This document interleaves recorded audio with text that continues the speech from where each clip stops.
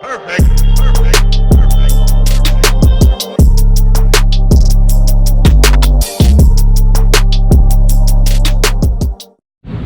guys, welcome back to my channel. Today I'm going to be installing white line sway bars on my 85 Supra.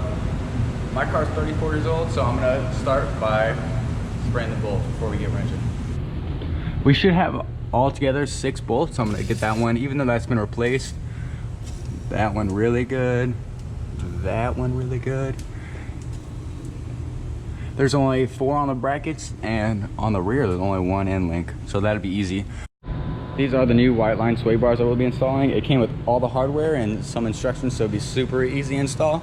I'm not a mechanic, but I'm pretty confident I can do this within the hour.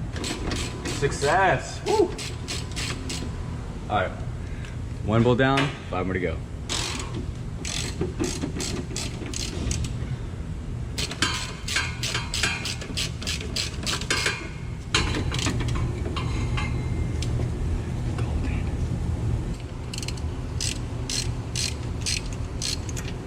Woo. 13mm socket knocks this right out.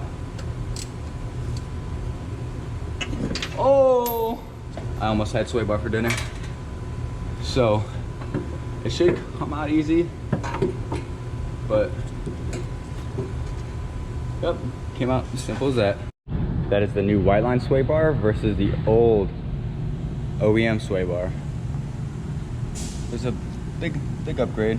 Whenever I saw that was available, I just knew mine was just old and rusty, and updating a 34-year-old car doesn't hurt nobody but your bank account. So when installing the new white line sway bars, you probably will have to use this OEM bracket. I am going to clean this up before installation, paint it black, just so it doesn't look corroded and rusty. Same with this one, but these will just pop right on the new bushing, no problem. I'm going to use anti-seize for these 4 holes, just so if I ever need to drop my sway bar again, it should be easy and it shouldn't seize up. So far from here, everything's looking good. Now I'm about to jump into it.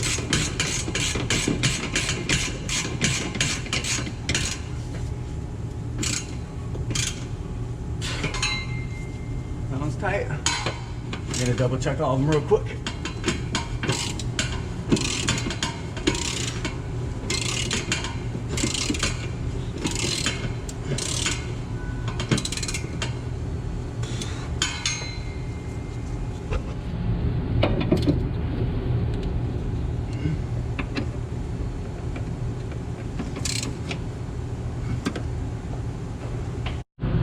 So this is the end link setup on the white line sway bars.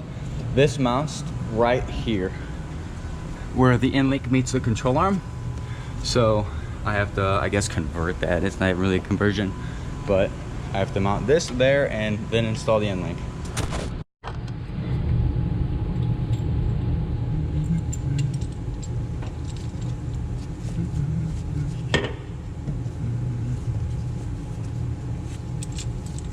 I wonder if that's how you do it. I can see that.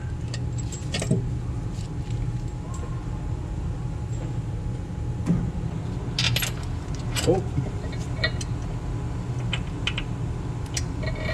2 hours later.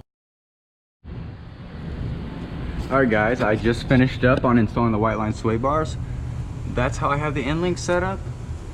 On both sides, I tightened the hell out of them, and everything was pretty easy. Only issues I had is I didn't have a ratcheting wrench, so that would have made this job a whole lot easier. So if you have a ratcheting wrench, please use it. Otherwise, it's a piece of cake.